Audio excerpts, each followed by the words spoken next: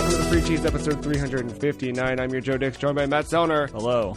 The Free Cheese is a weekly video game podcast about video games brought to you once a week by thefreecheese.com. Matt, the season is upon us. Walked through a a grocery store last week. Walked right past the seasonal aisle, and what stood before me but Brock's candy corn.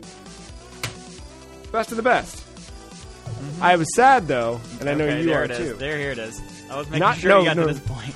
We're not getting there yet. We're going to omit some truth here. Oh, okay. No, I was sad because, just days prior to this, Mark sent me a news story from a press release, if you will, from the Hershey Company, who you may know as fine purveyors of roller coasters, but they also make chocolate from time to time. The Hershey Company is doing a whole brand new Halloween's initiative. I swear to God, so many of these podcasts lately have sounded like I'm starting with, the weirdest, script for an ad, but this, I'm also very curious for any listener that, may not live, near us to see if they even know that Hershey Park is, a real-ass thing. I feel there's probably enough transplants around the United States that it probably makes sense. Anyway, yeah, Hershey Park's a thing. Hershey's Chocolate's a thing. There's a press release that for Halloween this year, they're doing a whole new lineup. They've got blood-filled Hershey's Kisses made with real blood. They've got Frankenstein's Reese's Cups, what are a green bottom and then chocolate top, but it's a green cream bottom, and then witches' mouths and something. It's all this cool stuff. So when I walk into the store and I'm walking, I just see it's all pumpkins, and my eyes were just whoa, what is this? What's going on here? I came in here for soda pop, and wandered over. They didn't have the new stuff. They did the first batch of Halloween stuff, which is where it's still, if you actually look at the bag, it's no different than the bag of Reese's Cups you'd buy from the candy aisle the other 12 months of the year. But here on this 15th month of the year, it's just inside of a shipper that has pumpkins on it, or, says Halloween. That is probably the same recycled garbage from last year that didn't. Or the shit that's been sitting in shelves and they just threw it in the new Halloween boxes and exactly, the Halloween candy in the back. Exactly. So I went with the classic Brock's candy corn, and then I'll full transparency. What was it, the eve of my 31st birthday, playing Trackmania, snacking on candy corn, and it just hurt my fucking mouth real bad. Mm-hmm. Real bad. I got to witness the pain, or not witness, but hear the pain. Yeah, it was tough. Let's see. I've been slowly snacking all week long to try and get my tolerance back up, but yeah, and this is like a tooth. In the last year, not having as much sugar in my diet really screwed that up. Because candy corn, let's see, what's the number one ingredient? Sugar.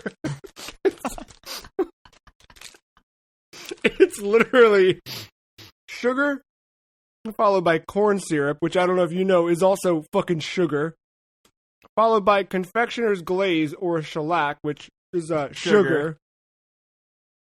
And then salt. That's it. That's candy corn. Sugar, wrapped in sugar, dipped in sugar, sprinkled with salt, and then dyed some colors, and then they kiss it with honey a little bit. I know the recipe for chalk now. Oh, man. How are you doing? Well, I don't know, like you a couple of weeks ago, I'm a little self-conscious of the echo that's going around. I'm in broadcasting live, not live. Live. I'm broadcasting from a new area, a new spot, my new apartment. And yeah, I've been moving shit in constantly. Yeah, I'm sure there's some fucking simulator game about moving packages from your car into the apartment and building it, following wanky, pretty, not great instructions from either Target or IKEA. So that's what my last 3 days have looked like here. And then, well, you don't sound echoey, for the record. Oh, that's good. I also have you low enough that I can just hear your voice, so I don't know about the echo, but I was testing a little bit more, and I didn't hear the echo, but we'll see. As I talk a little bit louder, maybe than I do on my test. I don't know. But yeah, I'm in the apartment. I got the fucking... I'm touching the grid, fucking Tron style. I got my new internet set up. I'm living the dream of living in it's not small, but a smaller apartment with a 1-bedroom with my girlfriend. So, well, technically though, is it a bigger living space than you just came from? Thinking about your day-to-day movement, like obviously you would leave your room, but generally speaking, would you spend most time in the room? Therefore, now you have this bigger space to yourself? I guess you got that. Yeah. That's a trade. It's a good trade. Yeah, but a lot of space is shared. We'll have to see. Like, next week's gonna be interesting when Victoria is here in the apartment at the same time. So yeah, we'll roll with the punches here. But yeah, I'm doing it, and I got all the video games are set up. Huh? What? Your face is green. Particularly just your mustache. Just your screen? It's the way that the video is rendering. Also, weird. It looks like you have like a lifeguard's suntan block on your nose and then green on your mustache. It's kind of rendering and picking itself up, but that's pretty sick. Hold on, let me make you big. Let me see what happens if that's better now. Kinda. Right. That's weird. I didn't expect to be green. I didn't think the new apartment would make me green. Just part of you. It's just a part of you's green. That's all. No, now it's good. Now that I've kind of moved the video back and forth, we are rolling. Speaking of rolling, Matt, I rolled through a couple of video games this week, as I think you did over there, Mr. Motorsport Manager. Literally rolling. Yeah. I see your pun. I do what I can, you know? How's Motorsport Manager going? It is quite good. We are in year 4 of the Maryland Racing Career Mode. The car, it's in what the game calls the European Division. I think there is legitimately like a first tier, second tier, and third tier of racing. I am in the third tier, but I got a hot car going into year 4. Literally today, as we record, this morning I finished year 3, and the constructors, which is the team as a whole, between the 2 drivers and the 2 cars, we finished 3rd out of 10, which is good. We were usually around 7 to 5, and then the car.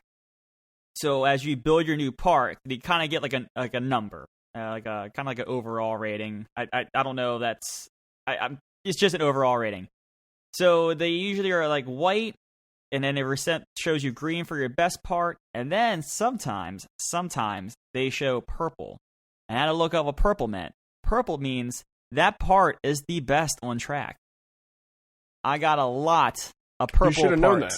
A lot of purple. You see, my car hasn't been great, but now it's great. I just mean you should have known purple was the best. It's always the best, right? Well, and I don't know. I'm just every loot game you've played in the last. That's true. All the games that we talked about sucking over the last decade. They're usually yellow. Well, yellow is the legendary, but purple. Well, legendary is the best of the best. So why wouldn't it have been yellow if I was the best on the track? Fair. That's fair. I like that you said that, you're excited about getting 3rd place.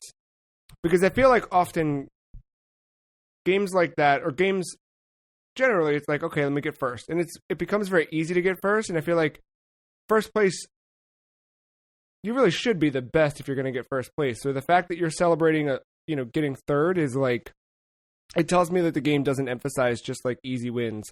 You really have to like know what you're doing to win, which is, I think that's cool. I think that, I don't know, there's something to be said. There's probably a weird study out there about the amount of like gratitude? Nope. False sense of gratification people get from like, they're used to winning in video games, and then they just become like terrible people in real life because they don't actually win all the time. There's probably a study on that, right? Yeah, probably somewhere, but I know what you're getting at. No, but definitely, like, this game gives you those checkpoints, right? So, like, at all times, you usually have some kind of sponsorship. So, you're racing big in sponsorships. That's usually how you get your money. Like, this game emphasizes that, and there's like a whole marketability like meter of your team, your drivers, all this stuff. That contributes to the rating of your sponsors, and the rating of your sponsors will then get you more money, and then with more money, you can then build up your headquarters. You can design better parts. You can keep designing new parts and keep them getting them better as the year goes along. There's a bunch of like gradual steps that go into it, and now that sorry, hold on.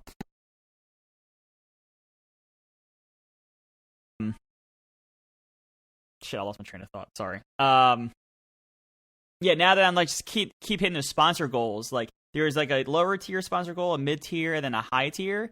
Like so when you're first starting with the car, you have a low tier, but then that you get a little bit better, then you start hitting for the mid tier, and then you try to hit that first tier, and that first tier, that's where I'm like starting to hit now, like top threes. And depending on the sponsor, it might be first place. Or if it's a decent sponsor that's give you enough money, it could be just like third place or above that gets you like the big money. So, it's just that gradual sense of direction there.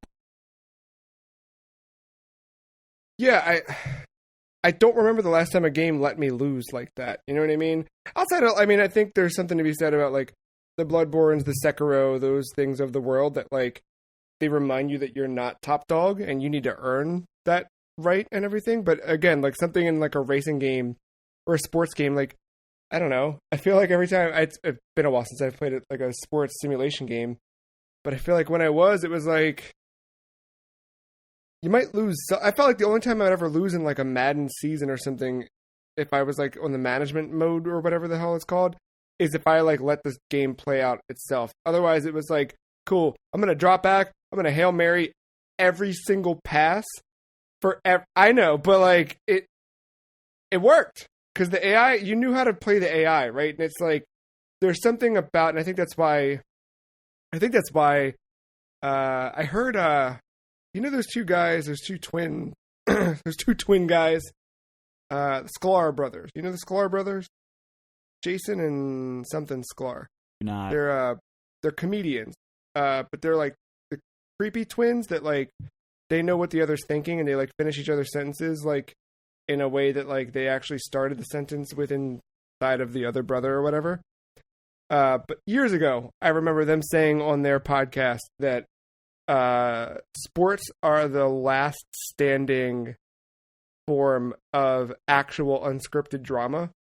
And it gave me a new appreciation for sports in that way. I still don't watch any of it because it's just too much to keep up with. But, in that way, like, you truly don't, like, so much with TV, when you watch enough TV, you kind of know, okay, well, this is gonna be one or two things. Like, the outcomes, right? Like, very rarely is something like a Breaking Bad or something come along that can truly continue to surprise you.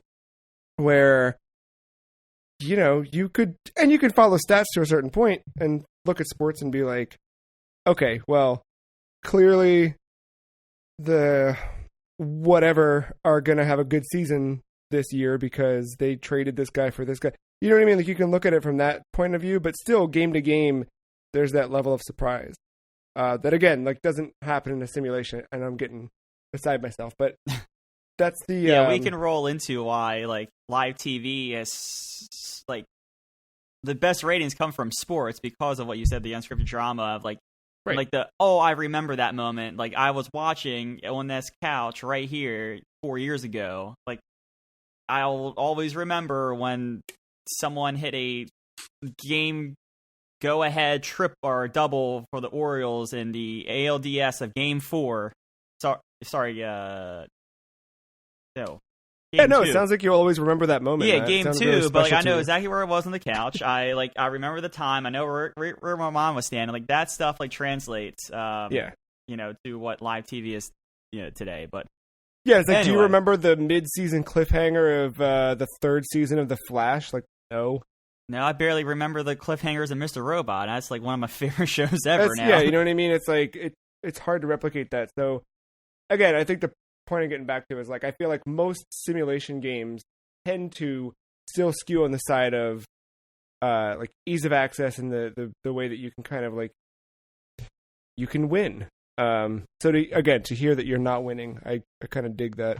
Yeah, man. Like that first year when I got like 16th place to hit my sponsorship, I was like, fuck yes. Like it was like a fucking celebration in the room when it happened. So yeah, now that I'm getting like podiums and the wins have been coming a little bit more, it's really good. But then also like the most interesting races are the ones that require rain, because unlike NASCAR, F1 I think actually drives through the rain. So they have wet tires, intermediate like wet tires. So like you have to gauge when to go on those tires, and you have all these weather like legitimately like on your dashboard there is weather forecasting stuff for you to try to predict. And like that's another part of your headquarters. Your headquarters could be like you could build upon your weather predictions and stuff like that.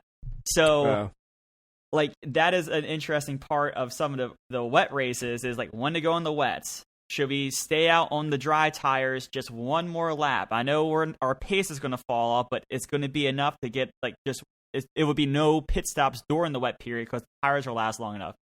And like that stuff in this game is like it's so good. I'm so happy there's a pause button, because sometimes I literally hit the pause button. I'm sitting there for 30 seconds like, fuck, what do I do? What do I do? Meanwhile, if it's real life, like that car is still going around the track and I can't like do anything. So he's radioing in. What am I going to do? Am I hopping off? Am I hopping off? I don't know. Hit the pause button. What am I? Gonna, yeah, exactly. What am I going to do? So I don't know. There's that gradual sense of gratification, even if it is just a 16th place finish that first year. I think that's what keeps me coming back, is I'm continually challenged, even though I'm not leaving like that series. I'm just like, sure. Because my car is shit when I'm starting a brand new team, you just have to kind of build from scratch, and you just have to know your limits of like, you just don't have enough money to make the best car in year one. It's going to be a build, and you're going to have to be okay with getting a 12th place finish in year two, just to get to the point where you feel kind of confident in your team and your drivers in the car by the end. I'm again, like, for something that you kind of stumbled on, I'm still like fascinated, and I think it's cool that it's giving you so much out of something you bought on a whim. Yeah, then like the exciting part about this is like I'm just playing the base game, not really messing with the mods too much. Like let's just say I went down a rabbit hole, and I've done that a few times in the last couple weeks here. Let's just say I start watching Formula 1 racing on TV, and I start to learn the drivers and the teams. Each year, someone makes a mod that like resembles the current teams and all that stuff. And it's in the Motorsport Manager interface when you go to load or start a new career is very like UI friendly, and just letting you like, all right, here's the mod, hit install. You might have to reboot the game, but then all right, you can then load your career with this mod and just kind of go from there. So like there is much more to it besides just the base game, because the game is 4 years old and is so friendly for mods and stuff like that. So I think it's got some legs, and I'm like like you called it correctly. It is definitely a coffee game, because every morning, like the past couple mornings, like I'm like got my cup of coffee and I'm just like sipping, doing the races, and just like I was sitting there drinking my coffee, leaning back while practice is going on, like watching these fuckers go around the track, making sure the car's running all right, and I'm just sitting, like fucking all relaxed, like a chief, like a chief mechanic or a crew chief. That's the word I'm looking for. So like, you got like a polo shirt from Goodwill with like pre-made coffee stains, and just like have a pack of cigarettes in the front pocket, and like 6 pens you'll never use. Then you'll really be living the Motorsport Manager. Well, once lifestyle. I get it all moved in here, maybe it was we'll just pretend it was in a trash bag, waiting to be moved. Now, you can't go hands-on with the cars in this. You're just kind of from the sidelines. But you and I did spend some time this week in control of some digital race cars. And let me tell you what, man, little Trackmania, what we're about to go into, has been like scratching that itch that is preventing me from spending $60 on F1 2020 right now. Yeah, it's funny. So we talked Trackmania last week. I had touched it, and we both did, and we both talked about like, maybe we should probably figure out a way to buy something, because the summer 2020 tracks were good, but like once you see them, there's not a whole lot more to do there. And what I remember in the wake of that, because free download, right? The initial starter pack. And in the wake of that, I remember like sitting over the weekend, like I want to play something. And I kept trying a couple things, or I think it was throughout the week I was trying different things. And nothing kind of, I don't know why, but I had this, please forgive the pun, but I had a need for speed. I just kind of had like an itch to play something fast paced. All right, Manu.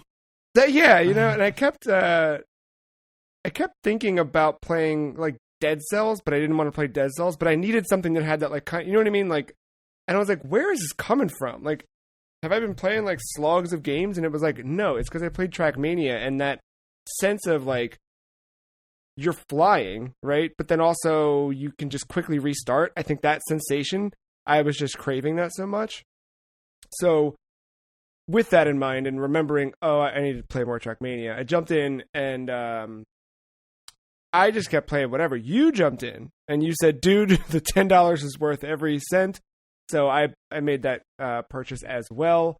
And I think largely since then, like I did a couple of the daily tracks and they're good, but the real meat of the heat is in the Giant Bomb unofficial classic server. Like server specifically, because yes, that has been the hot one. Like the community there is just something special. There's I don't know how many tracks there are anymore. I'm in their Discord, and I don't know if they have a full like list of the tracks in there. But I know that there's a good number of, you know, raceable tracks you can go across. And I think the playlist they have is this nightmare garbage playlist that I want to say has like,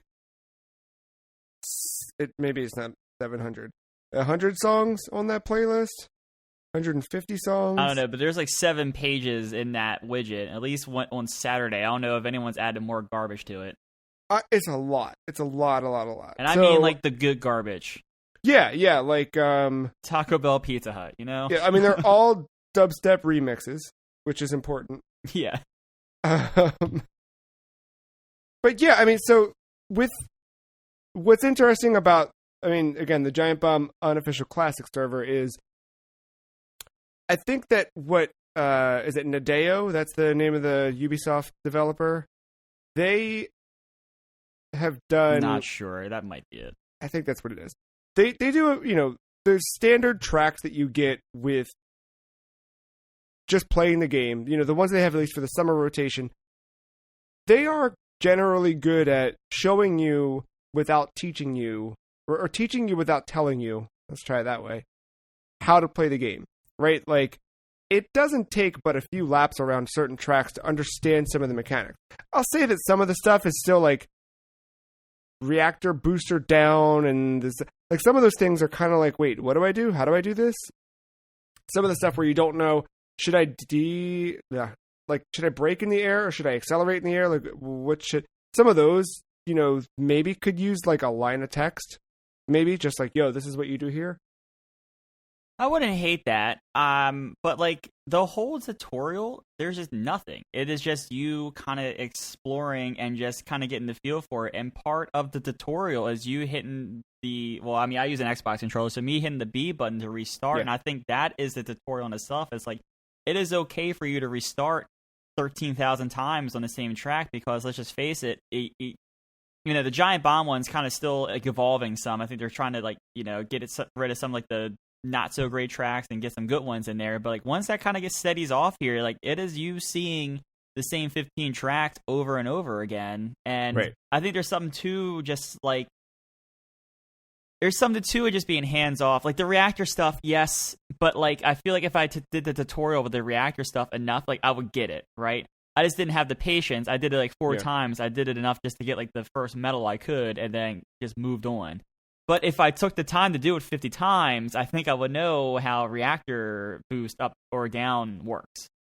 Yeah, and I also think like I've always been a strong like proponent and believer in teaching through gameplay.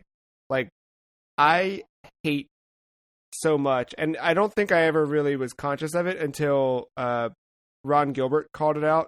I forget when he was. I think it was when he was promoting The Cave, back when he made that game. But with that one, he pointed out like the worst tutorials in games are the ones where it literally like stops what you're doing, puts a big wall of text on the screen that says press X to jump or whatever. And it's like, those are always the worst. And I'd much rather a game like, you look at good game design, you look at something like Super Mario Brothers, where kind of inherently just through walking forward, like, oh, I push right to walk. Okay, well, I can jump.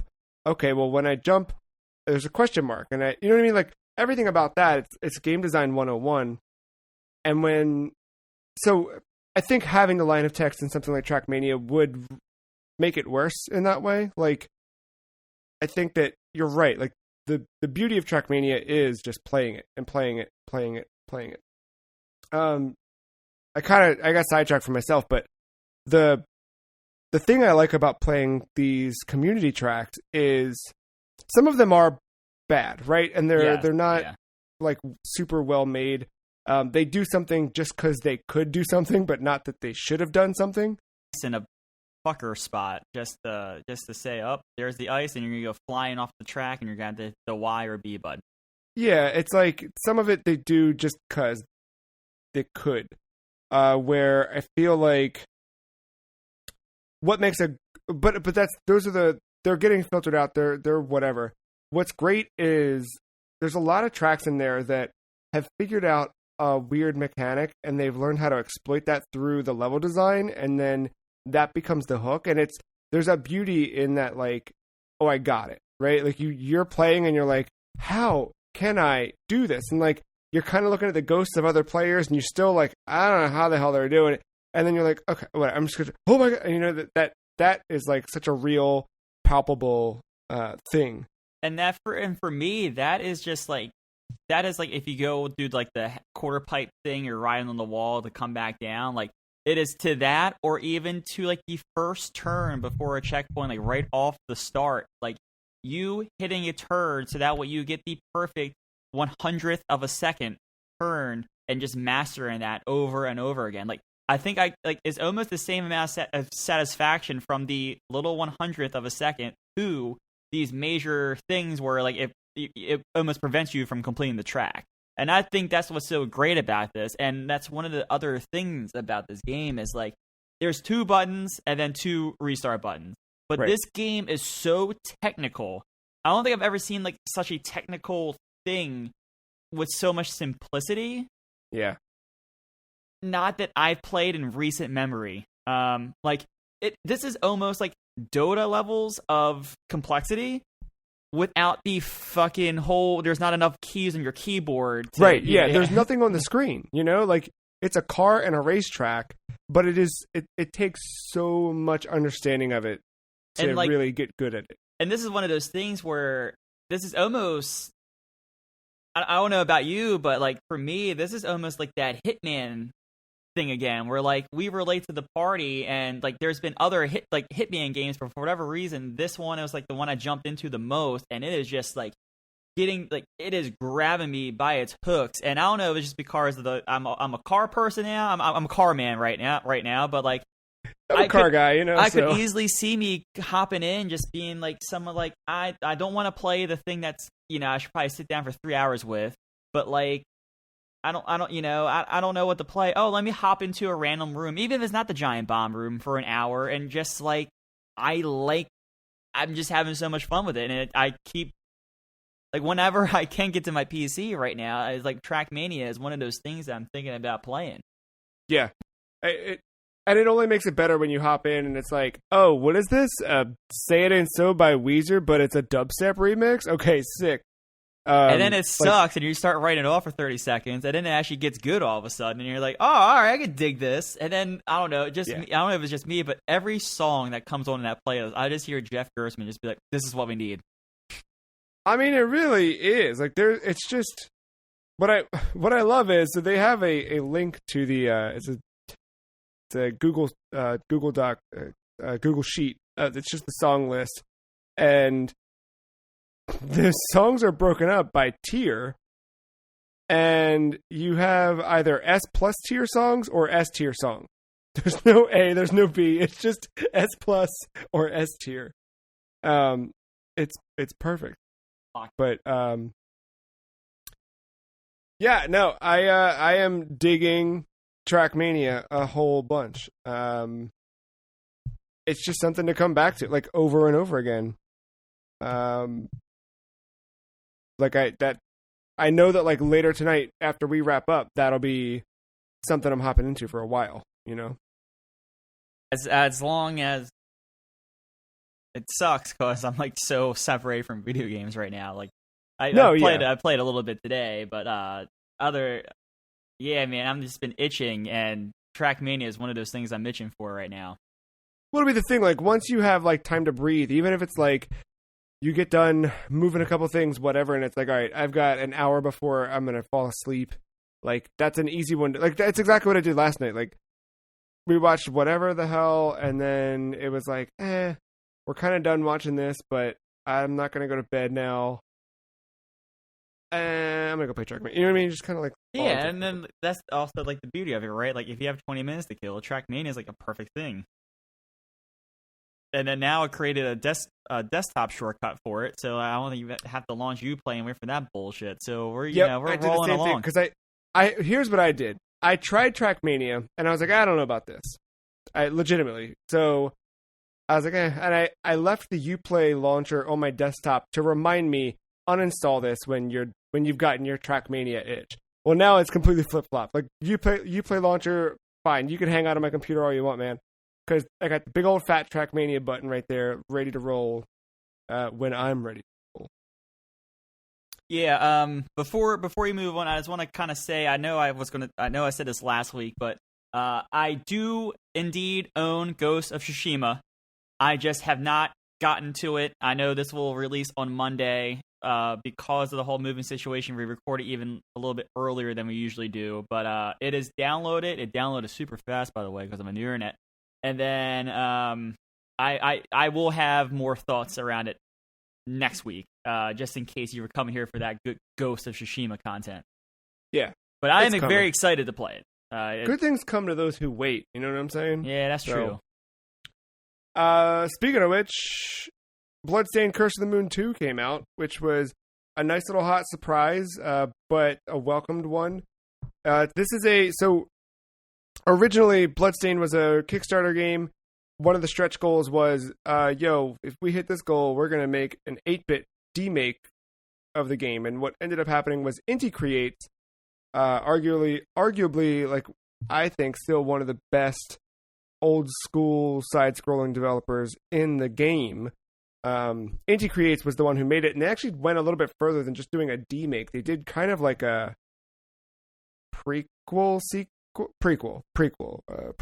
to the game. Didn't they go on to like help with the actual ritual? Yeah, then they got too? pulled it. Yeah, because development of that the core game got a little weird. Just to give them credit where credit's due, though. Yeah, but no, I think what they did with Curse of the Moon was really great. I mean, they made what felt like, at the time, I kept calling that game like the best Castlevania 3 that we never got, because it really felt like that with the swappable characters and I think the level design. Now playing a bit of Curse of the Moon 2, I played through the first level and a little bit of the second. I really didn't spend as much time with this as I should have.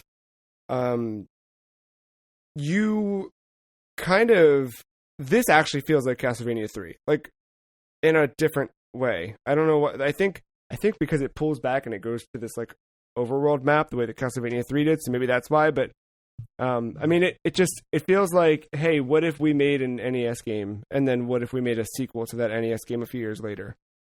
I think solid platforming. I think the art is gorgeous, but I think the one thing that kind of is preventing me from being fully excited is there's no Miriam in this, and she was in the first one. She's the main character you play as in the first Curse of the Moon, and then in Ritual of the Night, she's obviously the main character there.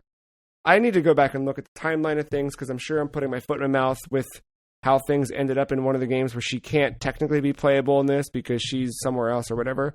I'm sure I'm missing something there. And I'm sure if I beat this game, something will pop up and that'll make more sense. The characters this time around, though, I think they're all going to offer something pretty different, for each one you play as. I think the first game did a decent job of that too, like giving you characters with different power sets and a different reason to use each one. I think the first one from my experience with that though was like you could play through the game as any of the characters, where this feels like you should play through the game as every one of the characters. It's just subtly different, but like it feels like you really are missing out on something if you're not actively changing characters throughout the stage progression. The one I'm most excited to see, who I haven't gotten to yet, I don't remember his name, but it's a corgi who is piloting a mech that is made out of a train. So it's like a big train robot with a corgi inside of it. Which, sure, it seems like a... Like game design, in my opinion. I don't know. Exactly. And then one that I played about equally as much of as Bloodstained Curse of the Moon 2 was West of Dead. This is... So it's kind of like... It's a twin-stick shooter that I'm having trouble equating it to something, but it's like isometric point of view, top-down, but like kind of tilted, It's got a really cool art style to it. It's cel-shaded, but not in...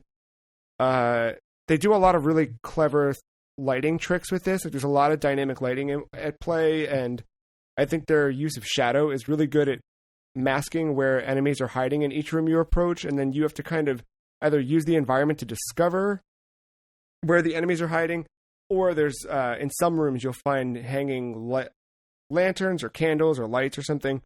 You interact with them to then temporarily blind the enemies hiding there in the darkness, and it kind of stuns them so you can get the jump on them. But you're slowly uncovering new weapons as you make your way through the dungeons. You get little power-ups to your health, to your power, etc. But it's a roguelike, so it's going to reset if you die all the way back to the beginning. But the first time I played this, I walked away from it feeling like I wasn't good at it, and the shooting was kind of really rigid. And I still feel that way, but I got better at it. Like, when you point in a direction, you kind of really need to know where you're pointing at. Like, when you shoot, there's no kind of, like, aim assist or anything like that. Like, you really need to get to shoot in the right spot. And at first, it's tough to do that because you feel like you're aiming in the right spot, but you're not hitting the target. Is that because of you, or the control might be just a little bit wanky? I think the point of view of where the camera sits above you, it's hard to see. Like, when you pull right on the right stick, you see a little, like a pointer surrounding your character pointing in a direction. And it's like, yeah, that probably lines up, but it doesn't go from you to that character. It's just kind of like, yeah, that's probably right. And then you pull the trigger and you miss them by just a little bit. And it's just a matter of adjusting your shot and your aim, and you get there. You definitely get there. Yeah. But the more I played it, I will say the better I got at aiming and working within the confines of that system. You can correct me if I'm wrong here, but I think the art style looked like a combination of like a Darkest Dungeon and that Shooter 13 that's about to get remastered. Yeah, I would say that's pretty accurate. It's got that, yeah.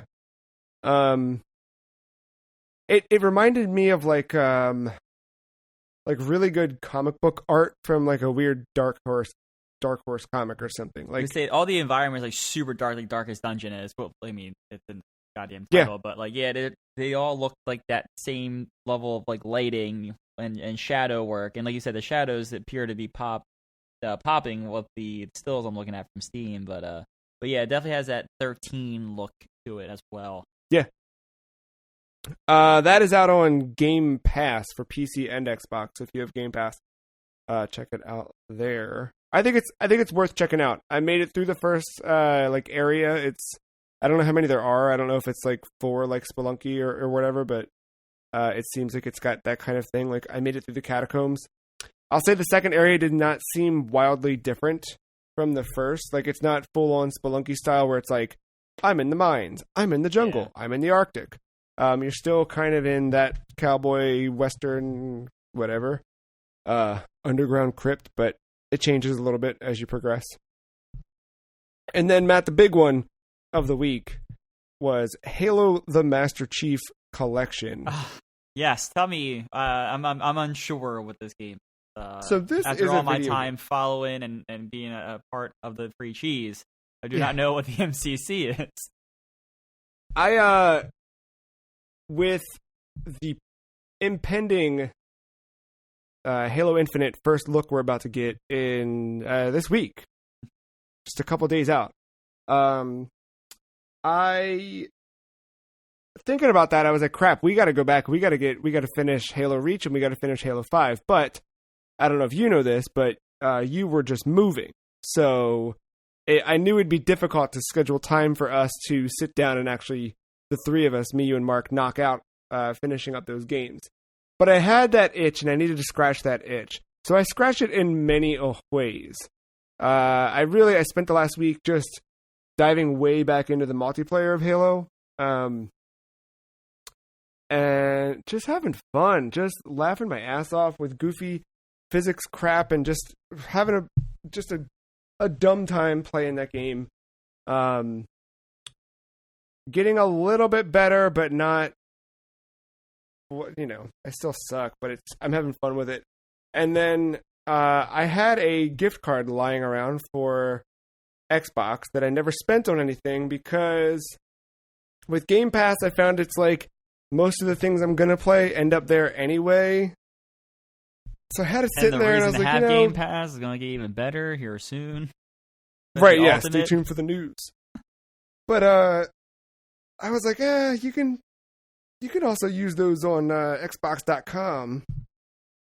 What do we got there? And I just started thinking about it. So I ordered one of them there, neon green, or it's not really neon green. We'll call it Mountain Dew Green, the Duke. It's Hyperkin made a replica, for listeners who are unfamiliar. Hyperkin made a replica of the original Xbox controller for the Xbox One and PC. Dude, this thing is a hoss. I tell you what, it's as big as my new apartment. So the funny thing is, like, my memory, I never had the original Xbox. You can read about that on thefreecheese.com called, I forget the article name. Just type Xbox into the free cheese and you'll find it. Great plug. But I wrote about that because I really did miss out on that era, I feel. I missed out on that Halo hype. I missed out on all that stuff that I know that missed out on Mountain had. Dew, Game Fuel. Oh, I had plenty of Mountain Dew. Don't you worry about that. I was drinking the Game Fuel. I just didn't play the game. Yeah, you were too busy eating candy corn like a bitch. Exactly. Living the dream.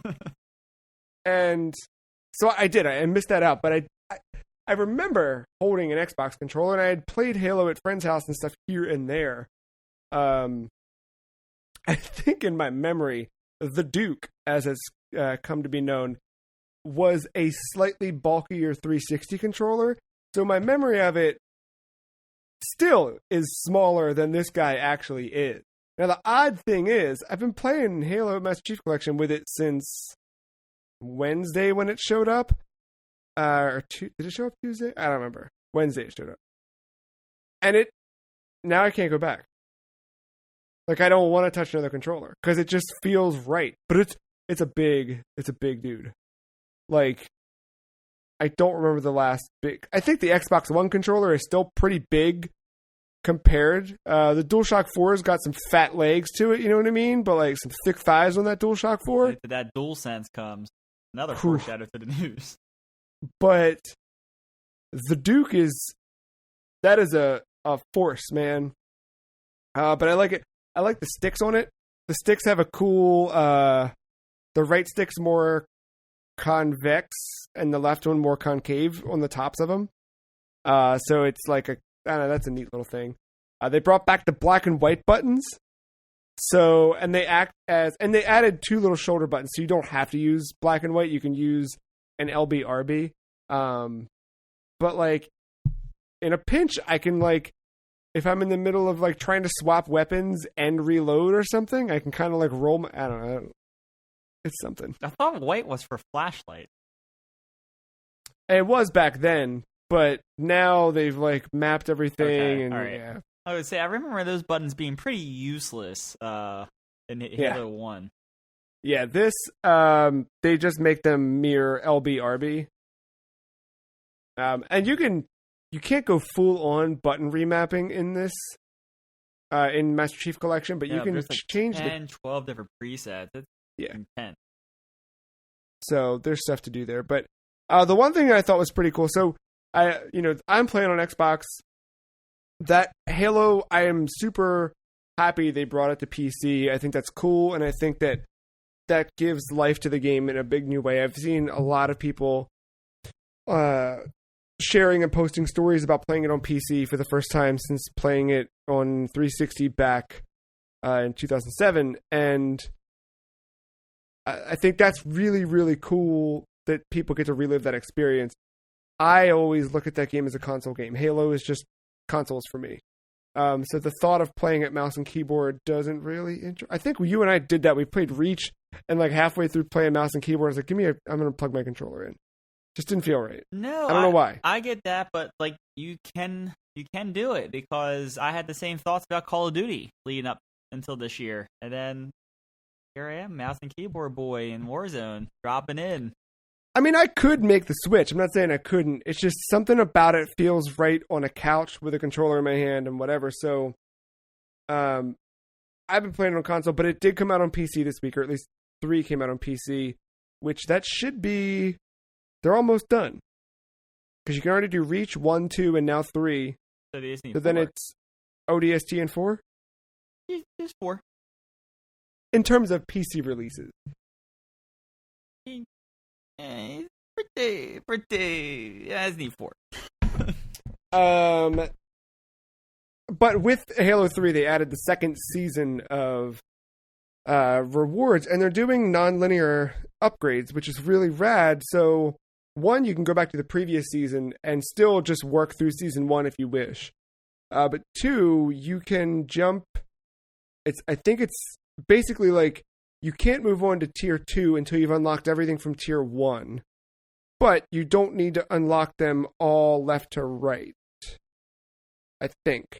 Yeah, so say you, like me, I think I was at like tier 23 from like the first season, Noble or whatever. I don't know, I don't remember the name of the new season, but like, because... Spartan, okay. So, because I was tier 22 from the first season, Noble, once I get another level and get an unlock, I can then do either tier 23 or Noble, like I have been left to right, or I can pick anything from 1 to 23 in Spartan. That's how that's worked. So, and I think part of that, though, is because the progression in that game is so slow. And I know it's fast right now for you, but what tier are you at? I don't know. I think I outplayed you the hell out of you in multiplayer when this new season dropped. So, like, once you get to, like, the 20, like, it is a grind. How do you check tier? Like, I just keep seeing names pop up. I mean, I can kind of check tier based off the leveling thing, but maybe now it's a little more complicated if you're going back and forth. Like for forever, I was just like, all right, I got the unlock. Let me get the thing at 21. All right, let me get the thing at 22. But now that you can flip-flop, I don't know the best way maybe doing that. But it might I feel like it tells you somewhere. I just don't remember where. But yeah, I think that's real clever. That's, I understand why season passes are the way they are, but I do appreciate the fact that it's just like, I don't know, something about this game. I never felt that this was a moneymaker. I always felt that this was a celebration of the Halo franchise. So much so that they didn't need to do this, but 343 went back and like fixed multiplayer. Granted, it was 2 years later, or a few years later actually. But no, but like if you think about it, like this very well could have been. It could have been a game that came out in 2014 and it was like, boy, that sucked. But instead, in 2020, on the heels of the next iteration of the franchise, not only am I actively playing it and excited to be playing it, there's a huge community behind it. It's still getting updated on the console and it's getting added to PC. And to boot, this will carry forward to Series X. And we'll talk later in the news about how, like, there are no walls right now. but even after the fact, like the Master Chief Collection, I think will inevitably end up. They'll bring 5 into this suite as well. So you just have like one client where you launch all of Halo from, and everything will be integrated, which I think that's really cool. I bet you a month before Infinite launch. You think 5 goes in then? Yeah, get caught the story.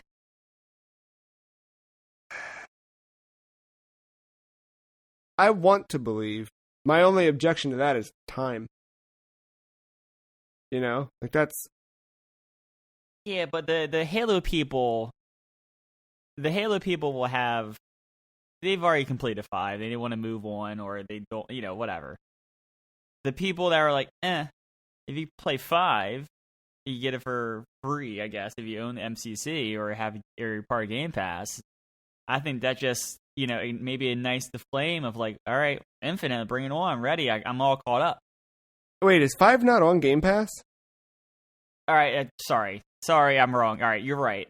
5 no, is on Game I'm just Pass. asking. 5 separately. is on Game Pass, yes. Maybe those that own MCC though. I don't know. Now you actually brought up a good point. I kind of forgot that. Totally ignorant to the fact that 5 is on Game Pass, and that's how I'm going to be able to play it.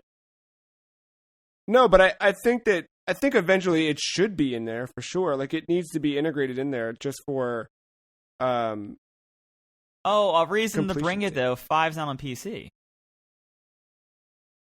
Right. Yeah, you could do like that's the reason from 5 on PC, but not. Yeah, that's the reason.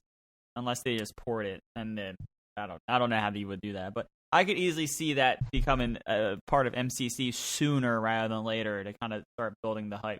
Plus, like Phil Spencer, I know Xbox isn't just one dude, but like he's just been the dude that's like, if you want to play something, we're gonna let you play it. Yeah. You want to jump into Phil Spencer now? I mean, that's everything I played for the week. Look, you don't have to ask me twice about Phil Spencer. All right. Well, let's talk about Phil Spencer. And basically, I think a big thing from the week, this happened Thursday morning. Phil Spencer posted an article to Xbox Wire, which is like Xbox's news direct source or whatever. And what's the title of it? You Are the Future of Gaming. I thought it was a good read.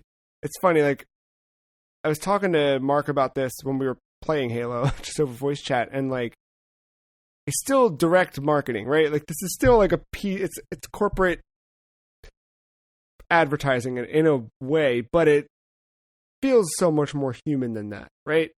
I think my key takeaways from this were that Xbox is working to... The first thing he brings up is making sure that people feel welcome playing Xbox, that Microsoft and Xbox generally are being...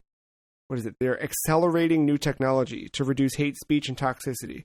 I think that was a thing that stood out to me, is like the stuff that I saw when you and I played Black Ops I a couple years ago, like, was just like, how the fuck is this acceptable?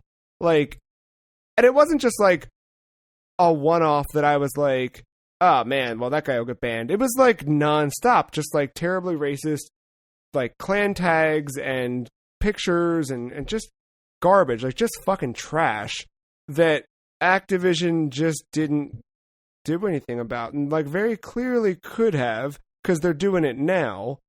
And the same could be said here, right? Like if like Xbox is saying this stuff now, and like you could have done this all along, but whatever, it's happening, so that's good. And it's honestly, I was talking to Mark about this too. Like it's been a while since I've gotten one of those messages, but there are things that have been just dumped in my inbox, and I don't give a shit. You know me, I just laugh it off and move on, because I usually send you my response, and then I screenshot my response, and then I send it to you as a laugh. But like none of that stuff, it doesn't cut through to me, but it does cut through to people, right? There are some like really hurtful, terrible, awful things. It's totally fucked up. Like, and it literally is just hate speech that has no place in, like, what did you do? I've had shit like message to me when I lost, but someone was mad at me for being bad at a game, and they beat me, and it was like, where's the mentality of this? Like, who are you really mad at, man? Yeah, no, seriously. And again, I'd never bat an eye at it. Like, I never walk away from it just like pissed. I'm just like, okay, it's sick message. Report. You got to go through. That's the other with PlayStation messages. You always had to go through the worst rigmarole to try and report somebody, and it's like, you guys just don't want me to report. You just want to keep the hate going because you don't want to have to moderate it. But sure. Anyway, that stuck out right from the beginning. It was like, okay, cool. You want to make Xbox the place to play. They're going to do things to make sure that everybody feels welcome in play. They're actually protecting the kids on the place. Right. So there's that. He then doubles down and says, like, hey, your games are going to look and play best on Xbox Series X. It's up to 120 frames per second. All this stuff. Just kind of reminding you, like, yeah, we're shipping a console this year. Yeah, iPhone 11 Pro is the best iPhone. We get it. Yeah. But I think this is also a really good. This is a good thing for people who aren't hip to Xbox, right? This is a good thing that's like PlayStation kind of took the last generation, but it was not always the case, right? Like, we saw what happened with the PS3 generation and Xbox 360, and I think PlayStation took a little bit of that lunch back, but I think Xbox is ready to, welcome people back in. And I think that stuff like being able to play new games day one with Game Pass, and the next bullet point of not being forced into the next generation. Like, again, I would love to buy an Xbox Series X this year, but for me, it's like, if I buy that, I'm not going to keep the same TV I've got, so I've also got to buy a new TV, and it's just like, that starts adding up to be a big ticket price, and then I'm like, do I even need any of this shit? And Xbox is like, no, you don't need any of this shit, man. You have an Xbox One S, so just keep playing. Dude, for real, like, I mean, my prediction price of what Series X is going to be is like almost a fucking rent, a month of rent for me right now. Like, yeah, I get a free month of rent with all the money I've saved on it.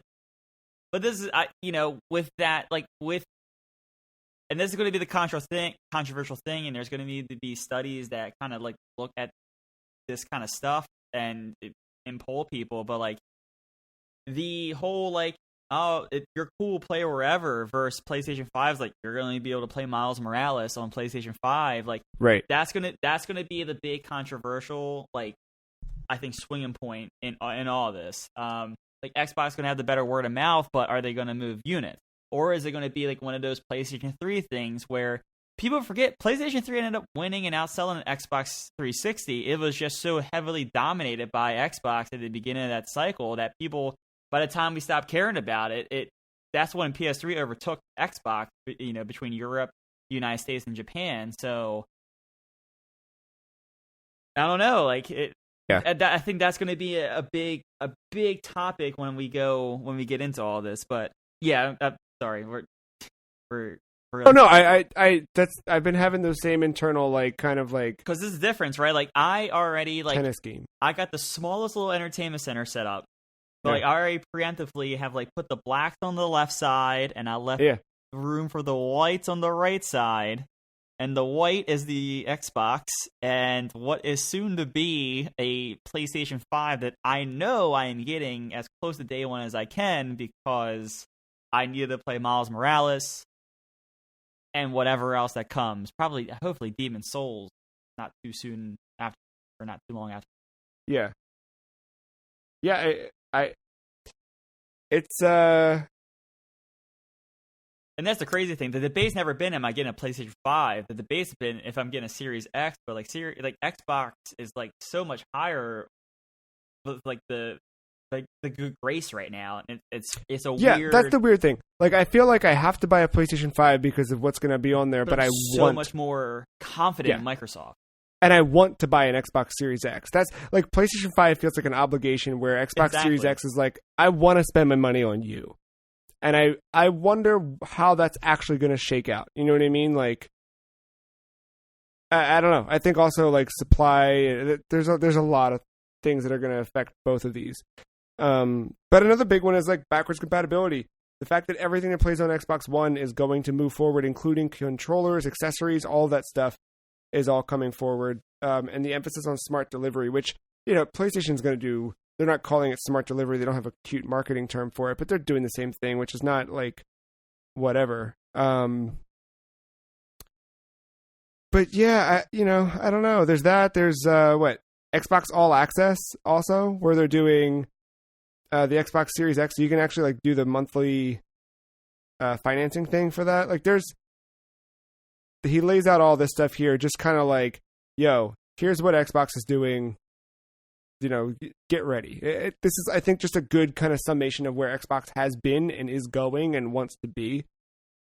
I thought it was a really solid story. And what was this, 2 years ago when Mark said he started financing his Xbox One X, and we all kept saying it's going to lead right into the launch, and here it is. Mark, I don't think you were on yet, but Mark was telling me he's like, I think he's on the final month of his payment. Yeah, which makes sense. And here's the news saying, hey, you can monthly pay a Series X if you want it. So it's all lining up. Like once again, that's almost like that forward thinking makes, like, yes, it's a great marketing strategy or whatever, but it almost puts more confidence in with me and Microsoft, because they're thinking 3 to 5 years ahead. It's crazy. Yeah, and then with the 3 to 5 years ahead, sorry to cut you off, with the 3 to 5 years ahead, imagine what they're going to do with their new developers they just got that are still finishing projects and things like that. Exactly. It's nuts.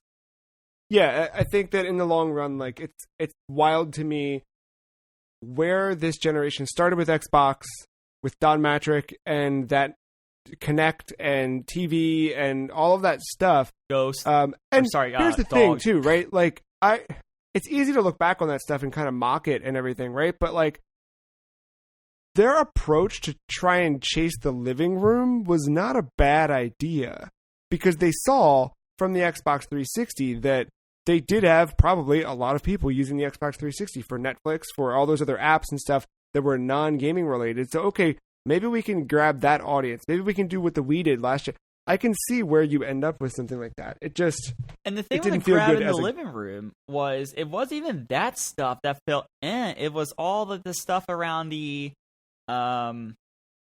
it's going to check the internet every 24 hours. It's going to, your pre-owned games, and it's not going to be really a thing. It was all that stuff. The owning the living room thing was not the thing that turned me off of it. It was it was weird that they spent a half an hour during their reveal event talking about it. But then again, at that time, PlayStation and Jack Tran were talking about how many units they sold during the first 30 minutes of their 2-hour-long E3 conference. So that was a different time back then, but instead of it just being figures, it was it was them talking about taking over the living room. That like I said, that had nothing to do with it flopping at the start like it did. It was that's a fair point. It was all the internet.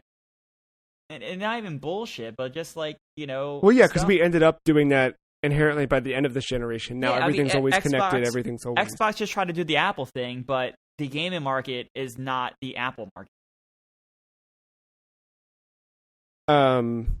But I think it's throughout the generation. You also heard at some point that Microsoft wanted to sell Xbox.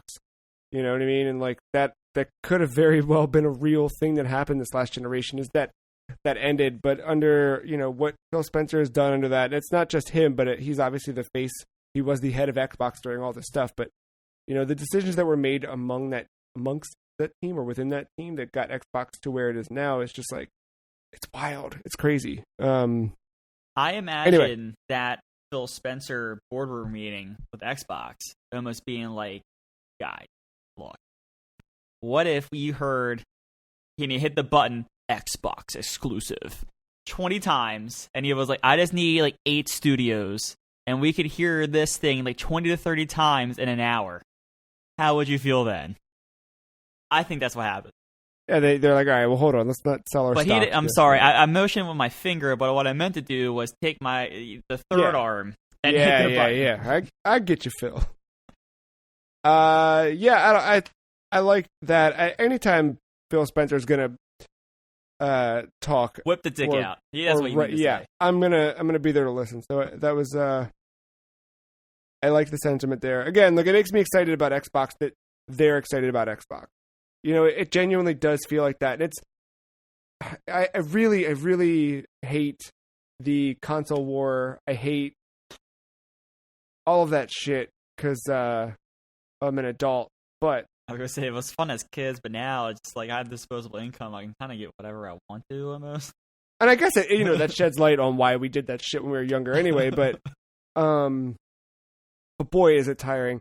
But with that, like, I don't mean to say this to like, start shit or start firing shots off, but like the stuff that Jim Ryan has said prior to being elevated into his position, and then the lack of things that he said during, like, you get a sense of heart and care and passion from the Xbox side of things that right now I haven't seen on the PlayStation side of things. I've seen a gigantic, huge, massive white box that they want to sell. Some pretty games go along with it, but like the stuff of like Shuhei Yoshida's just inherent charm, the beginning of the PS4 generation, like that stuff's not there at all, and I think the PlayStation's suffering for it. Yeah, the thing is, like, PlayStation got rid of all the guys that were one of us, like the Sean Laytons and the and not showing as much Shuhei. And I'm trying to who's the guy that left for Galactic Games? Is it? You're thinking of Gio Corsi, who went to. I'm sorry, not Gio Corsi. No, it's the Adam Boyes. Like Iron Galaxy. Iron Galaxy. Sorry. Yeah. Like they were all like, yes, they were wearing their suits on stage, but they just seemed to be one of us. Like they just wanted to play all the fun games. Like Sean Layton looked ecstatic to present Crash Bandicoot when he did, because he just knew like the charm and like how much that meant to the PlayStation community. And I just don't see Jim Ryan doing that right now. Phil Spencer is one of us. Like that dude. Like, the best thing about that dude is what you show me is like you just bring up his profile, and that dude plays like Destiny like almost like every day. It's nuts, and that's not even like an Xbox exclusive game for him to try like PR it. No, that is like a third party Activision game, and he just plays it because he wants to play it. It's awesome. He's one of us, and he's just in the fortunate position to have some shot calling swagger. I just pulled up his profile right now. So right now, I've been playing a lot of MCC? Master Chief Collection and some stuff on Game Pass. I've earned 130 achievement points in July. And in some of the Halo stuff, I've been doing like weird achievement hunting for that. Phil Spencer in July has earned 295 achievement points, outbeaten me. On my friends list, number 1 in earned achievements for the month so far. Like, he loves this stuff, you know what I mean? And like you used to see that way before. He was even when he was just before he had taken over Xbox proper. He'd come out on an E3 stage and he'd have that was the thing. You'd rub your hands together. Ooh, what indie game is going to be on Phil Spencer's shirt? You know what I mean? Is it going to be Limbo this year, or what is it? And you can tell that, you can see that, and again, it is something like you said that you did used to see within PlayStation, but just not anymore. And it's a bummer. And even with Jack Tretton, like Jack Tretton never seemed to be that gamer guy, but I don't know, he loved that stuff, man. But he loved it. He just resonated with people. He was like almost like a Reggie almost. It's like it's so weird. Like some people can just have that kind of charisma where it can carry them, but like once he left, they left it to the Sean Laytons, the Adam Boyes, the Shuheis, and it worked so well. And now they've all left, and it just seems to be suit, and that's not cool to the gamer. Like, and you have to think, like, the gamer is still, like, the majority of gamers are still, like, punk-ass teenagers, and people that are like, fuck this, fuck that, and... Well, I would say, honestly, to be fair, the majority of gamers don't see any of this stuff. That's true. Right? But it's the attitude of these people that does dictate decisions that get made that then do affect what people are buying in the end, and when the people making those decisions are not people that care about, the those fact that people. Right, you know what I mean? Like the fact that his whole statement, you are the future of gaming, like it's clever marketing, it's whatever, but like there's a part of it that's, it seems sincere. Yeah. It seems sincere. Well, that's probably like the biggest dive we'll take for the week. Why don't we run in through some headlines, such as... We didn't even mention, hold on, just the last thing, xCloud, or what's going to be renamed. Oh, geez, yeah, gosh. What's going to be renamed is coming to Game Pass, Game Pass Ultimate. Yes. So, and that's coming September, if I read that correctly. xCloud will be launching in September. If you have Xbox Game Pass Ultimate, it'll be no additional cost to use xCloud, which I could have told you that when they announced Ultimate and started pushing Ultimate as the new Game Pass. When they started doing that, I was like, all right, well, xCloud will be in there.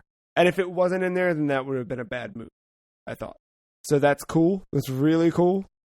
I mean, just doing the basic math, 15 times 12? I already did it, calculations, because I knew where this conversation was going. Like, that's $180 a year from a person, and they commit to it for the full year.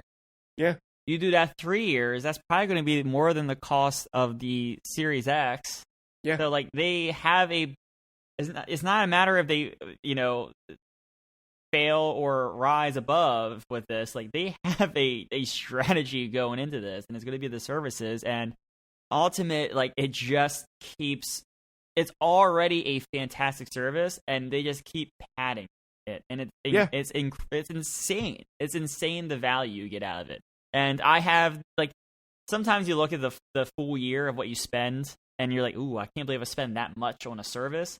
Like, with me spending $180, that's because their first party stuff comes day one.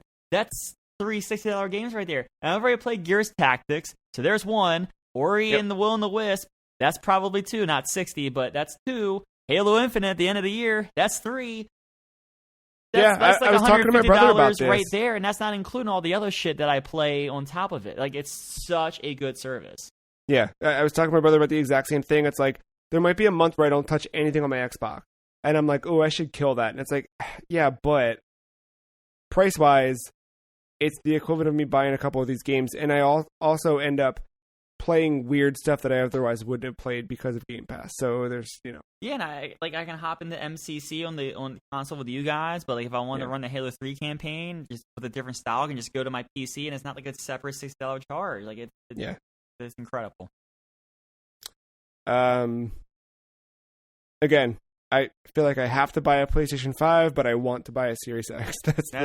You got it. Like, you're not wrong there. Speaking of Series X, well, not that at all, but Microsoft Flight Simulator launches August 18th for PC. The Xbox One version will be out later than that, but PC, August 18th.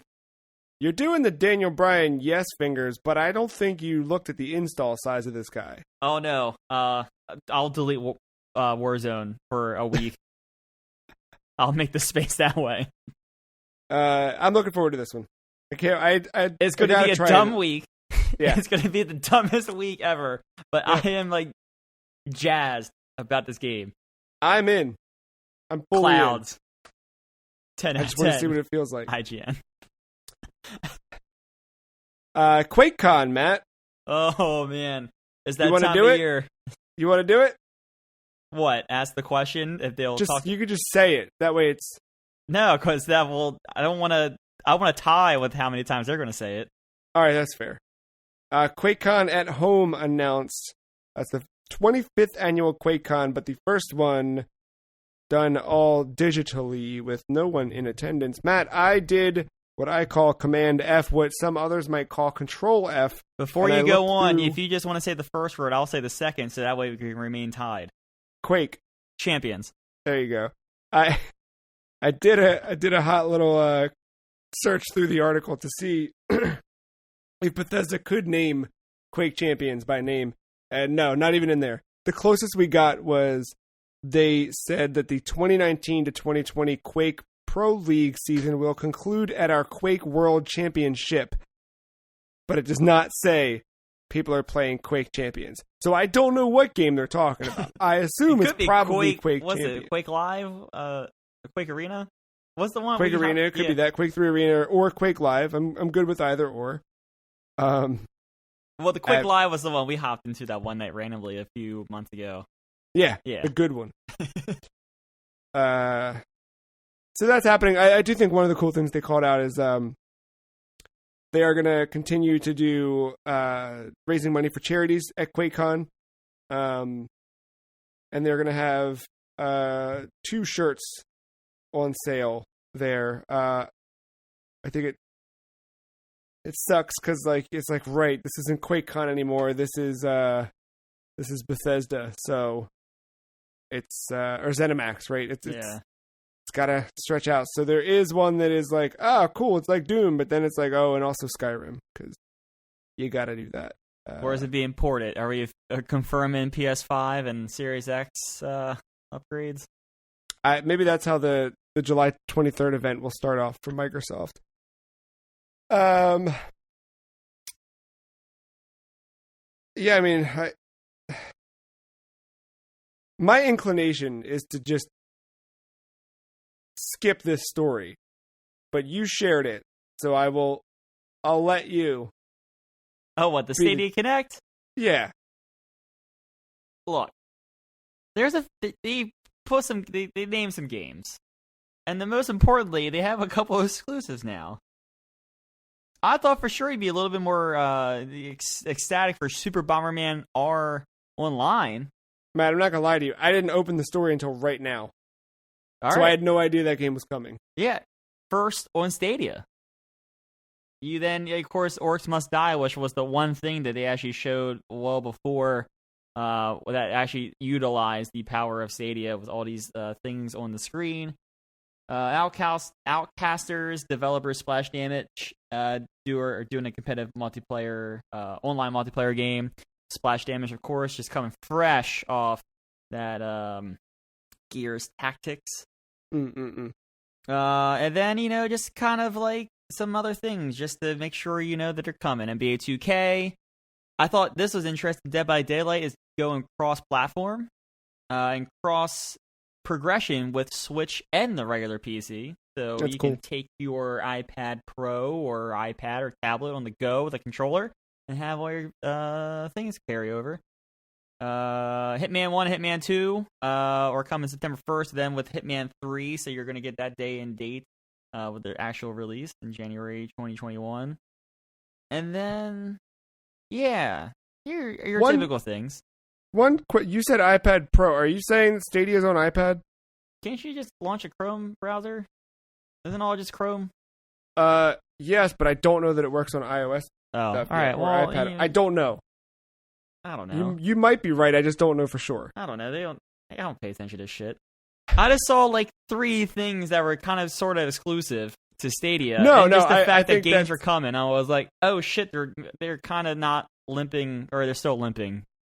They're not dying yet. It's more than they have done, but yeah. I'd be curious. I think so. Sekiro was announced as part of this as well. It's coming fall 2020. Yeah, I think that would be a really good benchmark to see how that shit is with latency and your internet connection, things like that, because that is very much a perfect timing parry rhythm almost game in terms of combat. So I think that would be a good test of your internet provider and the power behind all those racks of Stadia computers. Let me ask you this, though. In the wake of learning that Game Pass Ultimate is going to be bringing xCloud with it, where does Stadia stand? It's not that everyone in the world has Game Pass Ultimate, right? But, like, it just comes back to that thing of, like, who is signing up for Stadia? I don't know. I really don't know. My guess is, like, that we talked about this way back when, but I think it's the new market, right? Like, they're not... You're going to have some conversion from people who are like, yeah, you know what? I don't need to buy a new box. I'm going to just get Stadia. But I think you might also have the YouTube crowd might just kind of make the switch over to that. I don't know. But like the big difference here is going to be, and I think Xbox is actually going to, there's a couple things, actually. One, Xbox is going to advertise this a lot better than they ever did than Google did with Stadia. You're already kind of seeing that now. Like, the build for xCloud has been so much more than just what to say is that bald guy showing up at E3 on the couch. Yeah, that guy. And then two, is xCloud going to have like access to the Game Pass library? Yeah. At all times. So Yes. like that's the difference, right? Stadia, like you still have to pay for your shit on top of paying monthly for the Stadia service. So they're at a disadvantage when xCloud launches. And like Stadia could have the better servers or whatever, but if it's only once again we talk about the Trackmania hundredths of a millisecond difference. Unlike Trackmania, you won't feel the difference between xCloud and Stadia. I mean, when I talked to my brother the other day, he had no idea that xCloud was coming, but as soon as he did, he was like, oh, that's so right. I could just pick up where I left off with my Xbox. Like, that was the selling point. You know what I mean? Yeah, and I think that's the other thing. Like, Google, I mean, the average person might not know, like, that Google, like, tries and then gives up and all that stuff. But, like, I think at this point, Xbox is a staple in gaming, and the fact that they are making a gaming streaming platform, you feel better because Microsoft has done it now for a few generations.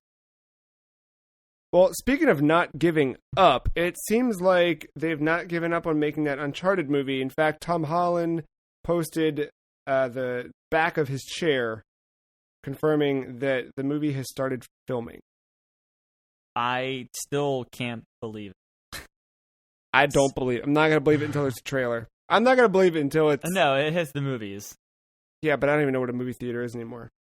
Konami, speaking of unlearning, is unlearning the Fox engine in favor of Unreal Engine. The next Pro Evolution Soccer game ditching Kojima's Fox engine that it's been used for all this time. And their home engine, too, so they're going to pay that licensing fee they haven't had to pay before. Exactly.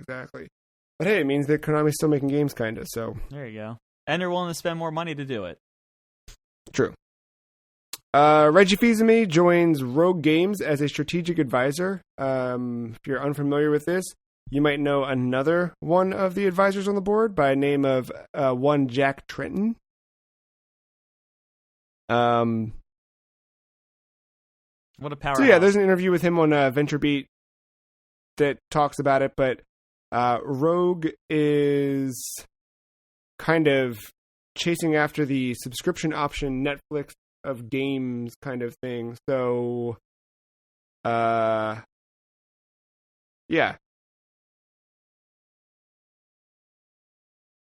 Who goes on stage? I don't know that it'll be a big stage who's in front of the camera. That's because Nintendo has officially ended COVID. True. As a big, it's putting the dot on the exclamation point of making sure we never see a stage again for these people. Well, Rogue Games is they're a small publisher for mobile and PC games for small to mid-sized indie game developers. They're trying to get into the console market, and that's where Jack Tretton joined a few months back, and now Reggie joining as well. Rogue Games, I think one of the more notable things, so Matt Casamassina is a name you may have heard back from the old IGN days. He's taken over as CEO of the company. Post IGN, he was working for Apple for a really long time, and I believe was part of the team that initially got stuff like Apple Arcade up and running. I think he may have technically been gone from Apple before arcade stuff actually got out there, but a lot of the stuff where you saw more curation happening on the App Store for games, I think came from his team. So now he's out of there and in Rogue Games. And now you got folks like Reggie on the board to help consult with, getting those games as a publisher onto consoles. A couple more things here, Matt, before we wrap up. Destiny 2 Beyond Light expansion delayed to November 10th. The full message, from Bungie goes into the details, basically that working from home's tough, and it's put a little delay in where they expected to be by now, so they're pushing back. And in the coming weeks, they're going to keep showing more of what's coming for that and the new season and all that stuff. Or the current season and how that extends out till November. In the wake of the former, kind of like that Phil Spencer story dropped, and then a little while later, there was like a soft, quiet announcement that Microsoft will be discontinuing the Xbox One X and the Xbox One S all digital edition ahead of the launch of the Series X. So I guess by the time the Series X comes out, you will have the Series X and the Xbox One S. Now, there may also be some other, what people are dubbing, what's the project or the code name, Lockhart. There's some reason to believe that Xbox will have its own kind of diskless version of the Series X to compete with that. I feel like it's going to be even more different, but we'll see. Like no hardware inside, besides just the streaming.